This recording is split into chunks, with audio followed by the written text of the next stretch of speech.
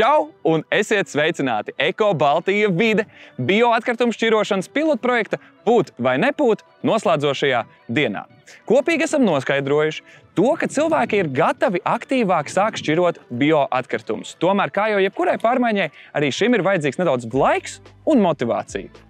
Un kur tad to motivāciju meklēt? Ja ne šeit, Getliņos! Un tad tagad dosimies piedzīvojumā, kurā mēs noskaidrosim, kur tad paliek mūsu bioatkritumi, kas ar tiem tiek iesākts un kādēļ tev būtu jāpievērš vairāk uzmanība bioatkritumu šķirošanai. Čau, Dārta! Varbūt vari mums pastāstīt, kur mēs šodien esam ieradušies? Čau! Esat sveicināti sadzīves atkritumu poligonā Getliņi, kur nonāk vairāk nekā puse no visiem sadzīves atkritumiem, ko mēs ikdienā radām. Šeit mēs mēģinam atkritumus pāršķirot, to, ko varam, nosūtam tālāk uz pārstrādi, bet joprojām vairāk nekā puse no atkritumiem tiek apglabāti lielajos atkritumu kalnos, kurus mēs šeit arī varam redzēt. Tātad es sapratu pareizi to, ka tieši šeit nonāk arī visi sašķirotie bioatkritumi. Tieši tā. Šeit darbojas lielākais atkritumu pārstrādes komplekss tieši bioatkritumiem visā Baltijā. Ejam paskatīties, kā notiek pārstrāde? Laižam! Šajā kompleksā tiek pārstrādāti gan rūpnīcā mehāniski šķirotie, gan no iedzīvotājiem vāktie bioatkritumi.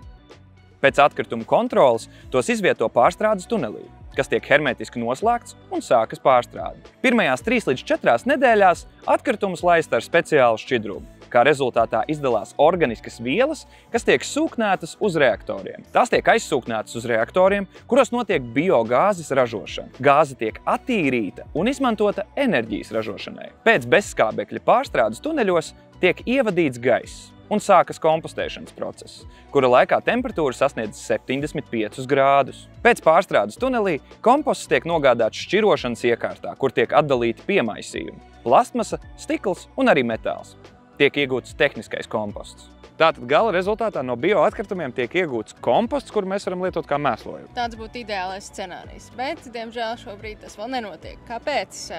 Ir par maz bioatkritumu, tātad par maz materiālu, no kā veidot šo kompostu, tāpēc mēs esam spiesti izmantot materiālu, kuru atdala mūsu šķirošanas rūpnīca. Bet šķirošanas rūpnīcā neviens nevar to izdarīt tik labi, kā mēs ar savām rociņām savās mājās, un rūpnīcā rodas ļoti daudz pieaugumu. Visu, ko mēs izmetam sadzīves atkritumos, var iedomāties stikls, varbūt kāda baterija, plasmasas gabali.